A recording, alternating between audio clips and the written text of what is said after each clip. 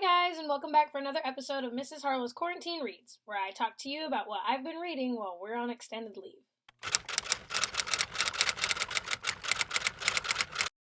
Today's quarantine read is Storm of Locusts by Rebecca Roanhorse. This is the second book in the Sixth World series. The first book, Trail of Lightning, came out in 2018 with tons of acclaim. It was nominated for and won several awards. What I love about this series is that it wears a ton of hats. It's at once a science fiction, post-apocalyptic climate change story, but it also follows the beats and tropes of a great urban fantasy series. In this world, it is post-climate change. There has been a major flooding event known as the Big Water, and it has basically thrown the remainder of the world into chaos outside of the Navajo Nation.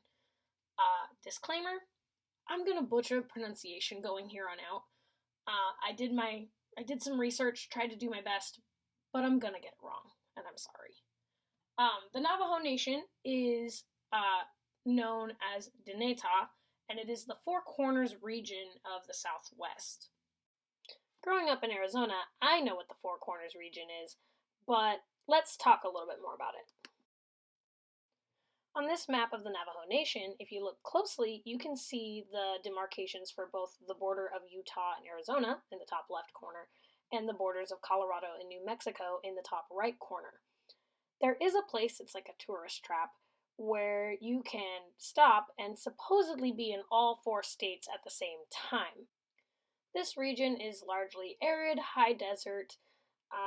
It gets very cold and will snow in the winter and is hot in the summer. This is Monument Valley in Utah, which is a reserve, very famous and used in a lot of Western films.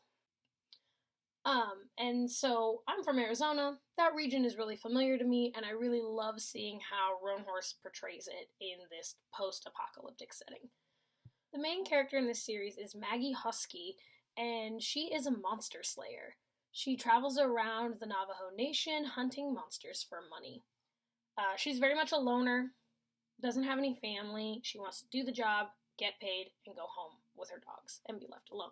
She does not want to have interpersonal connections. She's very closed off, which is why I loved this book, because all of her greatest challenges came from having to open up to the people around her.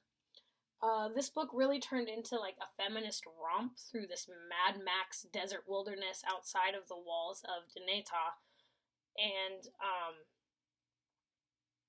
it was just so much fun. And Maggie had to kind of open up to these women that she's on this journey with and realize like they rely on her, but she also relies on them, and that trust goes both ways. And if she wants to succeed in what they're trying to accomplish and save the world from a doomsday cult, then she has to open up and she has to let them in, and they have to trust each other. So I really liked how the outside conflict and Maggie's internal conflicts were really paralleled very well. If we owned this book, it would definitely be in the adult fiction section. Sadly, Roanhorse's books get cataloged as YA a lot. I see them on lists for YA. I see them on YA shelves in people's libraries, and it makes me very angry. It's not YA. The very first book opens with a chapter where Maggie has to murder someone, and it's graphic. And it shocked me. The language is not YA. The circumstances are not YA. That being said, I think there is crossover appeal. I think they would be good books for us to have. But it wouldn't be the first thing off the top of my head for a YA reader. It just wouldn't. Someone who's looking for more, someone who's ready to move on to the higher level reading and more mature content, then yes, because these are fun. They're quick reads. I think I read each of them in about 3 days. And they really pull you along. They're very compelling. So I would put them in our adult fiction collection. And what else can I say?